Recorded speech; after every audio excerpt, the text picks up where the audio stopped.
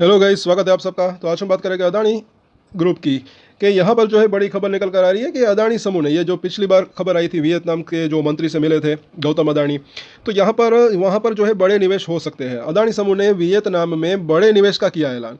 और क्या है पूरा प्लान, जाने डिटेल। सभी निवेशक जरूर देखें आखिर तक, कई लोगों के सवाल के जवाब भी मिल सकते हैं इसके अंदर। पहले तो अगर बात करें आगे कि 10 बिलियन तक का जो है ये निवेश हो सकता है, यानी कि इंडियन रुपीज़ की बात करें तो इतने रुपए। और गौतम अदानी ने हनोई में वियतनामी कम्युनिस्ट पार्टी के महासचिव टो लाम के साथ जो है बैठक के दौरान जो है समूह की योजनाओं से अवगत का जो है कराया। और इस सेक्टर को सभी को देख लीजिए, इसको याद रख सकते हैं कि इस दौरान कौन कौन से सेक्टर, तो इंफ्रा, एनर्जी, पोर्ट, एयरपोर्ट और डिजिटल टेक्नोलॉजीज के अंदर जो है निवेशकों के निवेश के अवसरों की रूपरेखा प्रस्तुत की। तो इनके अंदर निवेश हो सकता है। अदानी ग्रुप के जो ये शेयर है, जो ये बिजनेस करते हैं, उनके अंदर तेजी की संभावना रह सकती है, उनका बिजनेस के अंदर ग्रोथ की संभावना रह सकती है। और हम बात शॉर्ट टर्म की नहीं कर रहे, लॉन्ग टर्म की कर रहे हैं। आगे देखें तो बता दें कि गौतम अदानी अदानी समूह जो है वो दा नांग में प्रस्तावित पोर्ट परियोजना के माध्यम से वियतनाम में अपनी उपस्थिति दर्ज करा रहा है। पिछले साल वियतनामी सरकार ने कथित तौर पर अदानी समूह को हनोई से लगभग 700 किलोमीटर दक्षिण में स्थित तटीय शहर दानंग में $2 अरब के बंदरगाह के विकास के लिए सैद्धांतिक मंजूरी दे दी थी।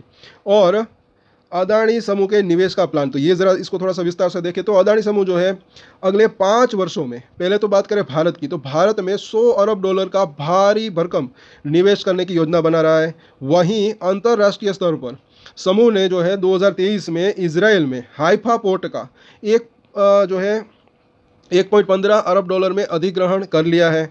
और इसने ऑस्ट्रेलिया में भी एक कोयला खदान और एक पोर्ट प्रोजेक्ट सहित जो है अहम निवेश किया है।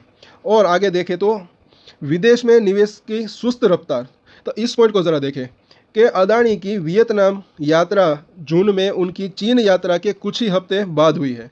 नवंबर में अमेरिकी अभियोजकों द्वारा उन पर भारत में एनर्जी आपूर्ति के ठेके हासिल करने के लिए जो $25 करोड़ की रिश्वतखोरी योजना में कथित रूप से शामिल होने के आरोप लगाए जाने के बाद यह उनकी पहली विदेश यात्रा थी। अब तक साबित कुछ नहीं हुआ, ये भी न भूलें। और इस अभियोग ने अदानी के जो है विस्तार की गति जो है वो धीमी कर दी है। तो ये जो है यहाँ पर अगर बात करें तो ग्रोथ के ऊपर भी असर पड़ सकता है, जैसे कि हमने बात की। यहाँ पर आगे देखें तो बता दें कि केन्याई सरकार ने समूह को पहले दिए गए एक हवाई अड्डे के विस्तार परियोजना को रद्द कर दिया है।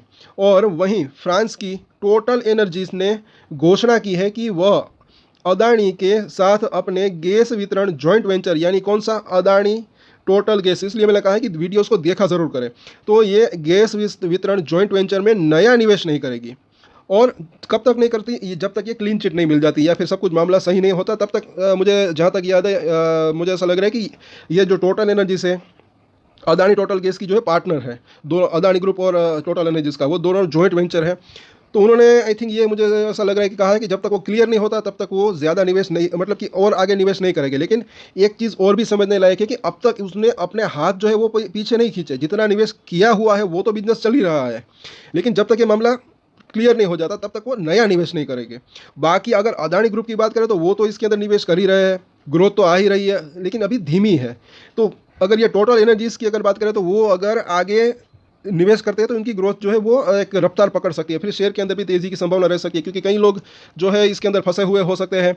शेयर की अगर बात करें तो अभी ऐसा लग रहा है कि रेंज बाउंड है, लेकिन उसके अंदर जैसे कि मैंने बात की, लॉन्ग टर्म में तेज़ी की संभावना रह सकती है। और शॉर्ट टर्म में भी कई बार कहा है कि ये जो सपोर्ट और रजिस्ट्रेशन के ऊपर नज़र रख सकते हैं। अभी ओवरसोल्ड टेरिटरी के आसपास जो है पहुंच चुका है, तो बाउंस बैक की संभावना भी रह सकती है।